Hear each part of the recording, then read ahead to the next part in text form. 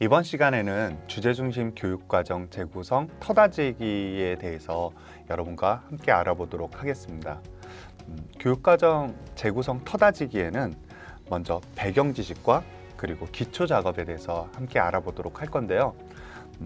먼저 배경 지식 세 가지에 대해서 말씀드리도록 하겠습니다. 먼저 세 가지의 배경 지식에는 첫 번째 배움 그림 만들기, 두 번째 에세이 글쓰기, 세 번째로는 교과서 활용하기로 나누어서 안내 드리도록 하겠습니다. 자, 그러면 배움 그림 만들기에 대해서 알아보도록 하겠습니다. 학생들이 배움이 일어나는 순간은 언제일까요? 수업 시간에만 배움이 일어날까요? 저는 학생들이 경험하는 그 생활 속에서 많은 배움들이 일어난다고 생각을 합니다. 그런 측면에서 봤었을 때 학급에서의 학생들의 생활은 굉장히 배움을 함께 확인하고 알아보는 굉장히 중요한 교육 자료가 될 수 있다라는 생각을 합니다. 예를 들어서 학교에서 자신밖에 모르는 학생이 있다고 했었을 때 왜 그런 관계들을 맺어서는 안 되는지 학생들과 함께 이야기하고 그리고 경험을 통해서 배우면 훨씬 더 효과적으로 배울 수 있다는 생각을 합니다. 그래서 학교 생활의 경험을 바탕으로 배움과 연계하기 위해서 학생들을 교사는 주의 깊게 관찰해야 하는 것이 필요하다고 생각합니다. 주제 중심 교육과정 재구성은 교육과정, 교사의 철학이 담긴 학급 운영, 그리고 생활지도를 가지고 이 모든 것들을 교육과정 재구성이라는 그릇 안에서 녹여낼 수 있는 것이 이 주제 중심 교육과정 재구성을 하는 가장 큰 이유라고 생각을 합니다. 학생들이 경험하는 소재를 가지고 교육과정에 어떻게 녹여낼 수 있는지 그 부분이 교사의 전문성이라고 할 수 있다는 생각을 하고 있습니다. 지금 제가 이제 여러분과 함께 볼 장면은 제가 2018학년도에 학생들을 지도할 때의 사진인데요. 사람들과의 어울림이라는 주제를 가지고 학생들과 함께 주제중심 교육과정 재구성을 운영하였습니다. 이 주제는 부모, 친구, 형제들과 어떻게 관계를 맺고 어떻게 하면 좋은 관계를 유지할지에 대해서 함께 배워봤었던 주제인데요. 한 번은 음악 시간에 손치기, 발치기를 배우던 중에 남학생들이 한 여학생만 계속 발치기를 할 때 굉장히 세게 때리는 거예요. 저희 반 학생들 수가 6명이었는데 남자 3명, 여자 3명이었거든요. 그래서 음악 시간이 끝나갈 때쯤에 한 여학생이 울면서 저한테 이렇게 오더라고요. 너무 힘들다고.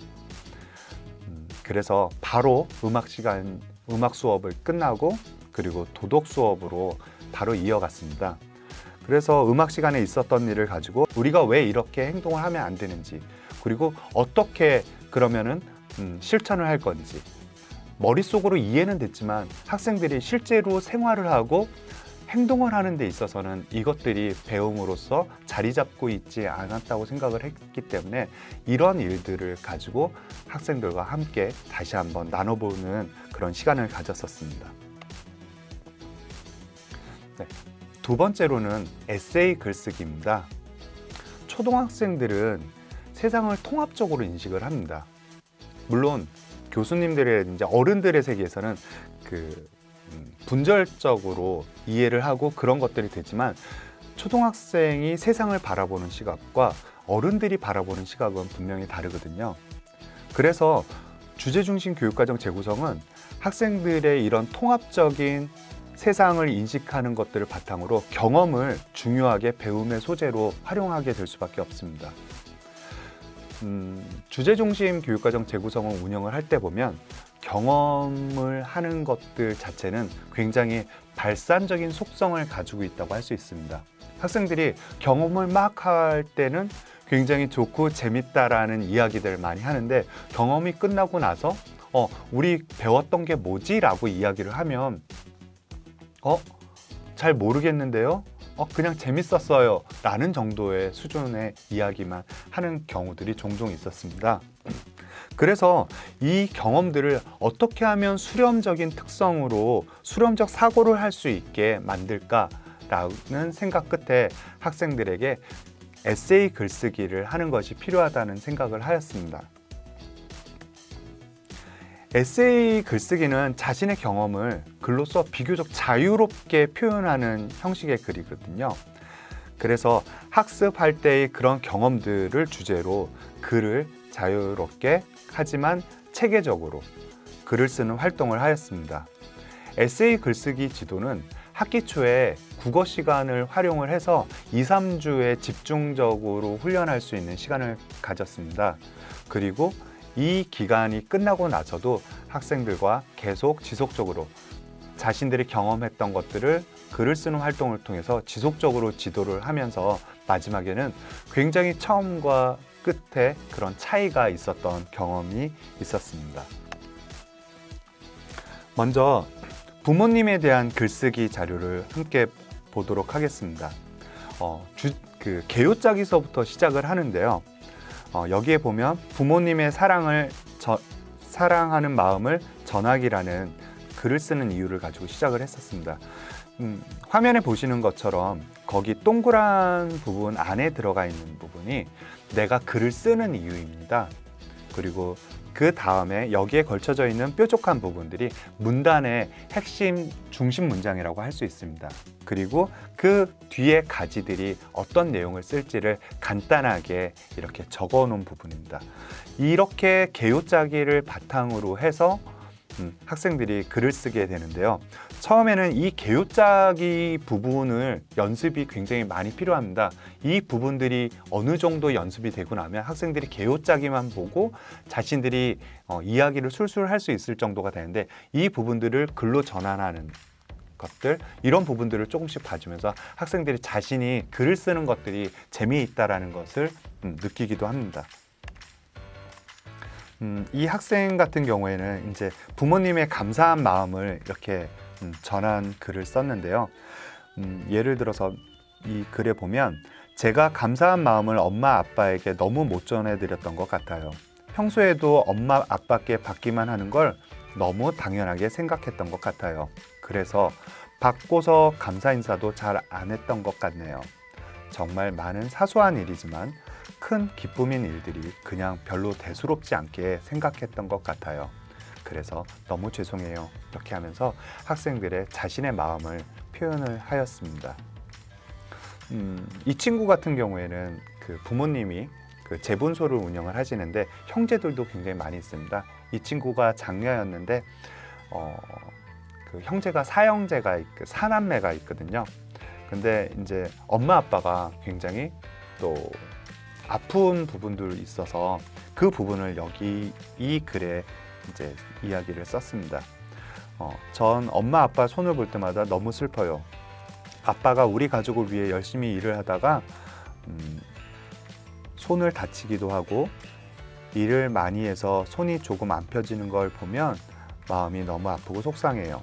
엄마는 막내를 낳고 밤에 자주 깨서 면역력이 떨어지면서 류마티스 관절염에 걸렸잖아요 라고 하면서 그 가족들의 그런 마음들을 이렇게 다시 한번 글로써 표현을 하였습니다. 네. 배경 지식 세 번째로 교과서 활용에 대해서 알아보도록 하겠습니다.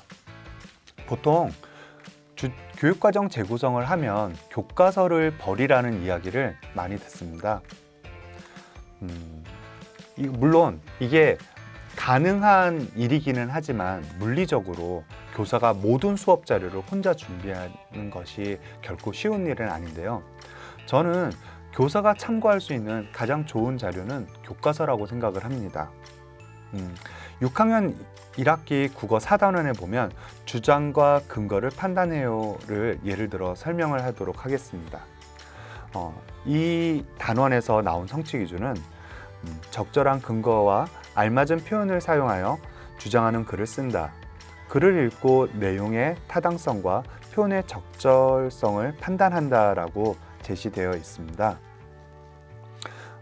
단원 학습 목표가 지금 내용의 타당성과 표현의 적절성을 판단해서 논설문을 읽고 타당한 근거를 들어 알맞은 표현으로 논설문을 쓰는 것이 목적입니다. 그래서 기본 학습 부분의 내용 요소를 저는 교과서를 활용하였습니다. 이 단원을 배우면서 사람이라면 누구나 소중한 존재라는 주제를 같이 공부하고 있었습니다. 그래서 인권에 대해서 공부를 하고 있었는데요.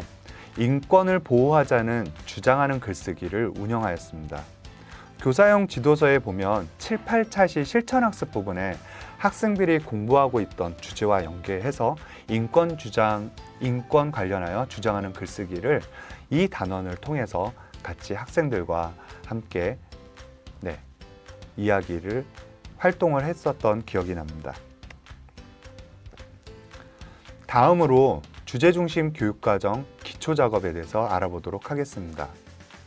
주제중심 교육과정 재구성 기초작업으로는 두 가지를 먼저 함께 알아보도록 할 건데요. 학교 교육과정 반영하기와 학기 초 학생 진단 활동에 대해서 알아보도록 하겠습니다. 먼저 학교 교육과정 함께 만들기는 학급 교육과정을 돕기 위해서 존재한다고 생각을 합니다. 그런데 학교 교육과정이 너무 꽉 차 있거나 너무 많은 것들을 학교 중심으로 운영을 하다 보면 학급 교육과정이 학교 교육과정을 돕는데 너무 많은 에너지를 쏟는 경향들이 있어서 조금 학급 교육과정을 충실하게 운영하기 어려운 부분들이 있다고 생각을 합니다. 그래서 제 생각에는 가장 이상적인 것은 학교 교육과정을 조금 최소한으로 운영을 하고 많은 부분들을 학급에서 학급 중심으로 교육과정을 운영할 수 있도록 돌리는 것이 필요하지 않을까라는 생각을 하고 있습니다.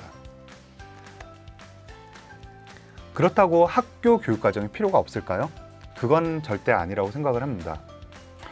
학교 교육과정은 먼저 1년 이상 꾸준한 시간을 가지고 학생들을 성장시켜야 하는 경우가 있습니다. 우리 학교 같은 경우에는 학생들이 1학년서부터 6학년까지 꾸준하게 글쓰기를 조금 체계적으로 가르쳐서 우리 6학년 학생들이 졸업할 때쯤에는 학생들이 글쓰기를 정말로 잘하거나 아니면 글쓰기 자체가 어렵지 않다라는 걸 느낄 수 있도록 해서 졸업을 하는 것이 굉장히 의미 있다라고 생각을 하였습니다. 그래서 학교 교육과정 함께 만들기를 통해서 글쓰기를 어떻게 성장시켜야 되는지 그것도 장기적으로 계획을 세워서 운영하고 있습니다. 그리고 두 번째로는 학교 전체가 움직이는 활동에서 함께 운영 철학을 공유해서 그 방향을 설정을 해야 하는 경우에 학교 교육과정이 필요하다고 생각을 합니다. 우리 학교의 예를 다시 한번 들게 되면 저희는 3학년부터 6학년까지 무학년 동아리 활동을 운영하게 됩니다. 그래서 그 동아리 활동을 운영할 때 선생님마다 차이가 있는 것이 아니라 선생님과 함께 어떤 방향으로 그리고 학생들이 동아리 활동을 통해서 어떻게 성장시킬 수 있는지 그런 것들을 교육과정 함께 만들기를 통해서 방향과 그리고 어떤 철학을 담을지를 함께 공유하고 설정하였습니다. 기초작업으로 진단 활동에 대해서 알아보도록 하겠습니다. 주제중심 교육과정 재구성을 운영하는 가장 큰 이유 중에 하나는 우리 반 학생들에게 맞는 교육과정을 운영한다라는 게 아마 가장 큰 이유라고 생각을 합니다. 그래서 주제중심 교육과정 재구성 설계할 때 이 진단 활동은 굉장히 중요한 기본 자료로 활용되고요.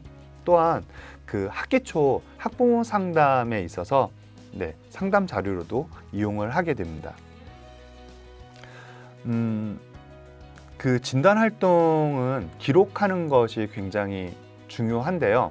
일단 태블릿 PC나 컴퓨터를 활용해서 기록을 하는데 저 같은 경우에는 마인드맵을 활용해서 기록하는 것을 권장해 드리고 싶습니다. 이 마인드맵을 가지고 활용을 하게 되면 손쉽게 기록이 가능하고 한눈에 알아볼 수 있는 그런 장점이 있습니다.